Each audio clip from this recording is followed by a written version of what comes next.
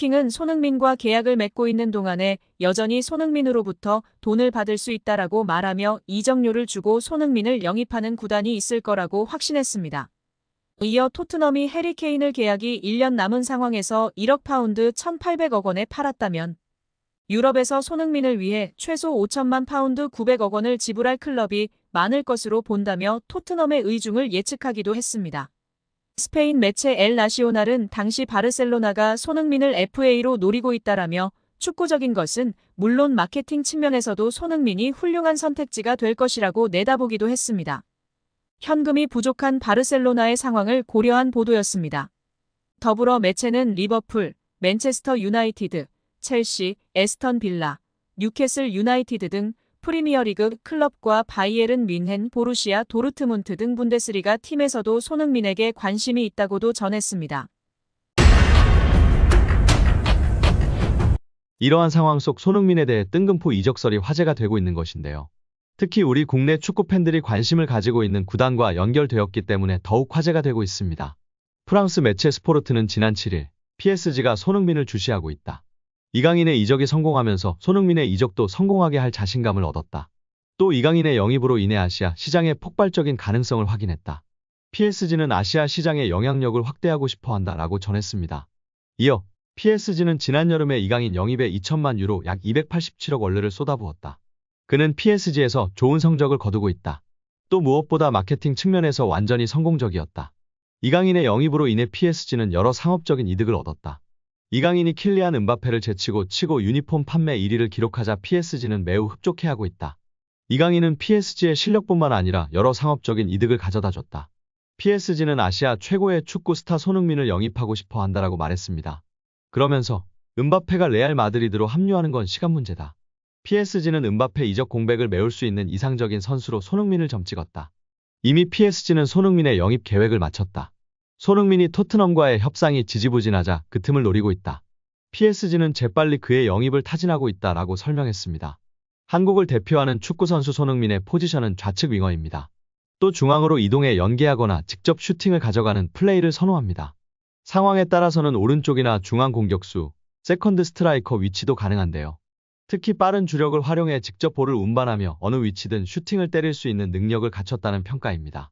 그는 수비 뒷공간을 파고들 수 있는 속도와 가속도, 양발을 활용한 강하고 정교한 슈팅을 장점으로 가지고 있습니다. 그는 오프사이드 라인을 깨고 득점하는 라인 브레이킹에 능합니다.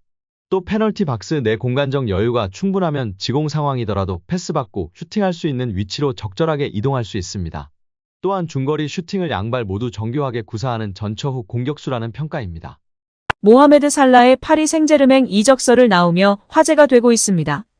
리버풀의 살라가 파리로 가고 토트넘의 손흥민이 그 빈자리를 대체한다는 보도인데요. 자세한 내용 살펴보도록 하겠습니다. 살라는 리버풀의 상징적인 공격수입니다. 첼시와 피오렌티나 로마를 거치며 성장했고 2017년 리버풀에 합류한 이후 전설 반열에 올랐습니다. 이적 첫 해부터 뛰어난 모습을 보이며 리버풀의 공격을 이끌었고 리그 32골로 득점왕에 올랐습니다. 이는 리그가 38경기 체제로 전환된 이후 최다 득점 기록에 해당했으며 올 시즌 엘링 홀란드가 경신하기 전까지 최다 기록이었습니다. 이후에도 꾸준히 활약했는데요. 매 시즌 20골 이상씩 넣는 등 뛰어난 득점력을 자랑했습니다. 시즌 초중반까지 부진 논란에 휩싸였지만 후반기 엄청난 득점 페이스를 자랑하며 논란을 종식시켰습니다.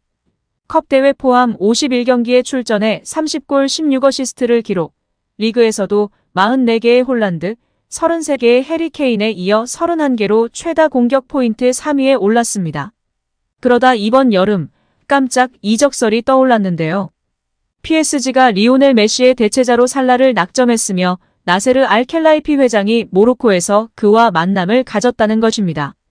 프랑스 매체 스포츠존에 따르면 PSG의 회장 알켈라이피는 모로코에서 살라와 접촉했고 이적에 관해 대화를 나눴다고 전해졌습니다. 또한 매체는 카타르 월드컵 이후 알켈라이피 회장과 살라 사이에 꾸준한 만남이 이어지고 있다고 밝히기도 했습니다. 리버풀은 디오고 조타, 루이스 디아스, 코디 각포, 다르윈 누네스 등 걸출한 자원들이 있지만 여전히 리버풀의 핵심 공격수는 살라로 평가받고 있습니다. 이어 풋볼 런던에서는 살라의 파리행이 임박했다. 파리 생제르맹과 협의 중이며 최종 계약이 임박했다. 리버풀은 그 대체 자원으로 손흥민을 원하고 있다고 보도했습니다. 지난 시즌 공동 득점왕을 수상한 손흥민과 살라인데요. 살라가 파리로 떠나게 되면 손흥민이 그의 빈자리를 메우게 된다는 소식입니다. 여기에 영국 매체 미러는 손흥민은 2025년 계약 기간 만료로 올해 여름이 이적하기에 가장 적기인 상황이다. 다만 최근 살라의 에이전트가 직접 반박하며 이적 가능성을 일축한 상황인데요. 그의 에이전트인 라미 아바스 이사는 자신의 SNS에 이 살라는 그렇지 않았다. 그것이 전부담라며 짧게 이적설에 대해 반박한 상황입니다. 그래도 일단 링크가 나고 있기 때문에 계속해서 지켜봐야 한다는 입장이 지배적인 상황입니다. 홍명보 감독이 축구대표팀 사령탑 선임 과정에서 대한축구협회 전력강화위원회 회의에서 1순위가 아닌 2순위 추천 후보였다는 스포츠윤리센터 조사 결과가 나와 논란을 낳고 있습니다. 스포츠윤리센터는 지난 7월 대한축구협회의 축구대표팀 감독 선임 관련 비리가 있다는 제보를 받고 조사에 착수했으며 약 4개월 만에 이를 마무리하면서 정몽규 회장과 김정배 부회장, 이임생 전 기술총괄이사에 대해 문화체육관광부 징계를 요청하는 조처를 의결했습니다. 이번 스포츠윤리센터의 징계 요청 결정문에서 논란이 불거진 것은 홍 감독에 대한 전강위의 추천표였는데요. 신동욱 국민의힘 의원실을 통해 확인한 결정문에 따르면 스포츠윤리센터는 축구협회 국가대표 전강위 10차 회의에서 홍 감독이 다비드 바그너 감독에 이어 두 번째로 많은 추천을 받았습니다. 이는 축구협회가 지난달 전강위 10차 회의록을 공개하면서 홍명보 감독과 외국인 감독이 가장 많은 7명의 위원으로부터 추천받았다고 밝힌 것과는 배치되는데요. 홍 감독과 함께 최다 추천을 받았다던 외국인 감독은 바그너 감독입니다. 대표팀 감독 선임 과정을 살펴본 문체부 감사 결과에서도 홍 감독이 전강위 10차 회의에서 바그너 감독과 최다 추천 후보였다는 축구협회 발표 내용과 크게 다르지 않았습니다. 그러나 스포츠윤리센터는 당시 한 위원이 추천 대상에 바그너 감독을 언급했으나 축구협회 회의록에는 이를 누락한 것으로 확인됐다고 짚었습니다. 스포츠윤리센터는 결정문에서 해당 위원으로부터 의견을 청취한 결과 회의록에는 추천하지 않았다는 외국인 바그너 감독을 추천한 것이 사실로 확인했다며 이에 따라 바그너 감독이 8명의 위원으로부터 추천을 받아 단독으로 1순위가 된다. 홍 감독은 7명의 추천으로 2순위였다고 했습니다.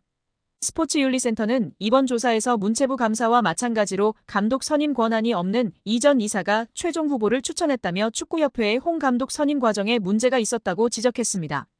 더불어 정 회장이 단체 수장으로서 감독 선임 과정을 제대로 관리 감독하지 못했다고 판단, 직무태만으로 징계를 받아야 한다고 했습니다. 김 부회장은 권한 남용, 이전 이사는 최종 선임 과정을 불투명하게 진행한 점을 이유로 징계 대상자가 됐습니다.